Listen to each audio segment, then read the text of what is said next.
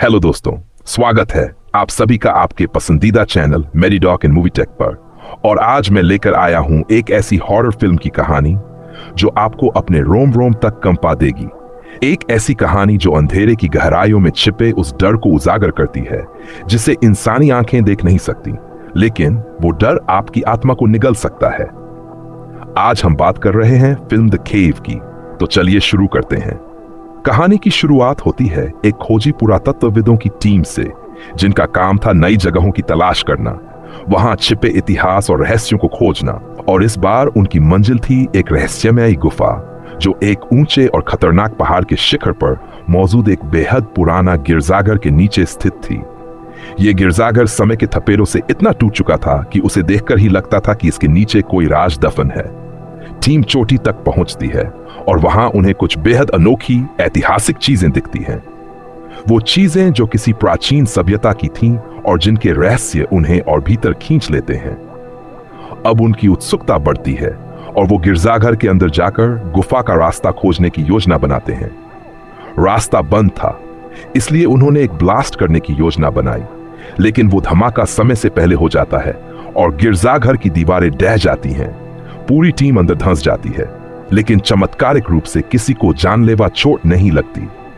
नीचे गिरते ही उन्हें एक अजीब और रहस्यमयी आवाज सुनाई देती है, जैसे कोई उन्हें पुकार रहा हो, जैसे अंधेरे में छिपा कोई जीव उन्हें देख रहा हो। 4 साल बाद का समय दिखाया जाता है। कोई नहीं जानता कि वो पहली टीम कहां गई, कोई जिंदा नहीं लौटा। अब एक नई टीम तैयार होती है। इस रहस्य को उजागर करने के लिए इस टीम के साथ जुड़ते हैं अनुभवी स्कूबा डाइवर्स, क्योंकि बताया गया था कि गुफा पानी से भरी है और गहराइयां बहुत खतरनाक हैं। इस टीम का नेतृत्व करता है जैक और उसके साथ है उसका भाई टाइलर।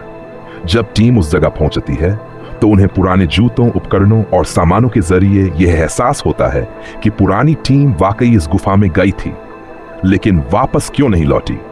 डॉरा कैथरीन नाम की वैज्ञानिक टीम को कुछ पुरानी चीजें दिखाती हैं जो गुफा के अंदर मिली थीं। अजीब चित्र, विचित्र आकृतियां और ऐसी तस्वीरें जो किसी अज्ञात जीव का संकेत देती थीं।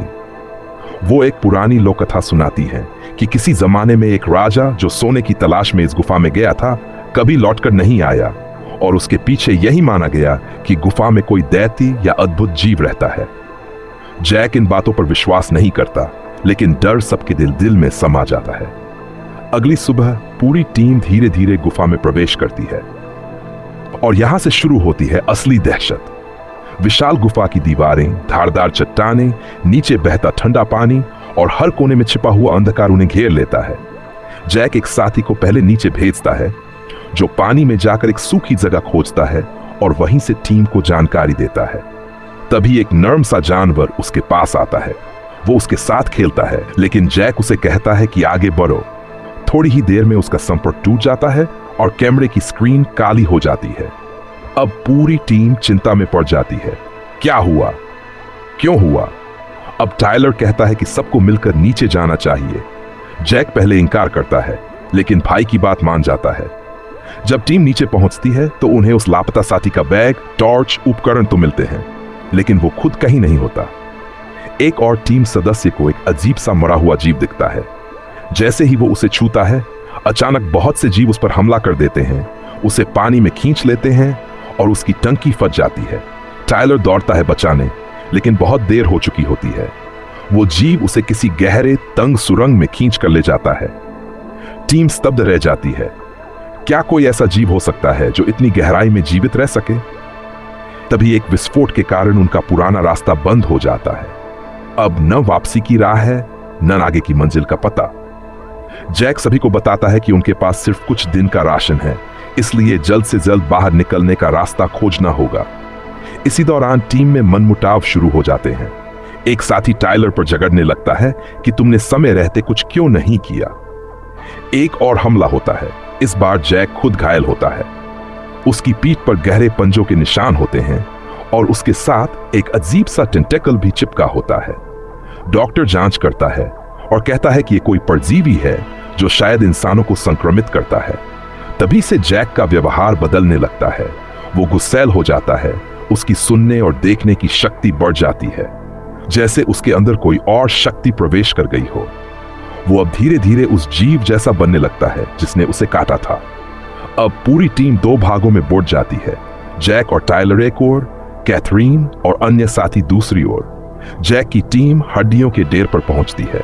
वहां राजा की सेना के कंकाल पड़े थे जो कभी गुफा में आए थे सोना लेने, लेकिन लौटे नहीं। तभी एक साथी को पानी की ठंडी हवा महसूस होती है।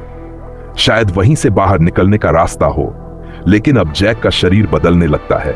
उसे दौरे पड़ते हैं, उसकी आंखें लाल हो जाती हैं। दूसरी तरफ कैथरीन की टीम पर भी हमला होता है। एक जीव एक सदस्य को खींच लेता है।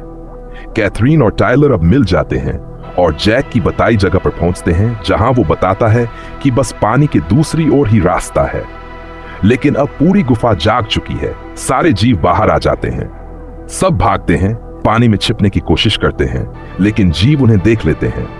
जैक अब उन जीवों से मुकाबला करता है, क्योंकि अब उसमें भी उन्हीं का खून बह रहा होता है। वो एक बम लेकर पानी में कूदता है और एक भयानक धमाके के साथ खुद को और जीवों को खत्म कर देता है, जिससे बाकी लोग बच निकलते हैं।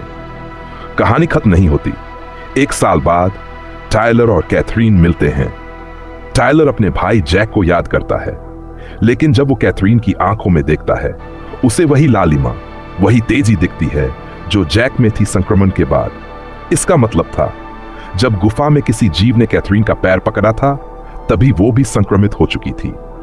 और अब शायद वो जीव बाहर की दुनिया में फैलने वाले हैं, क्योंकि कैथरीन के जरिए अब उनकी नस्ल गुफा से बाहर आ चुकी है। टायलर उसे ढूंढने की कोशिश करता है, लेकिन तब तक बहुत देर हो चुकी होती है।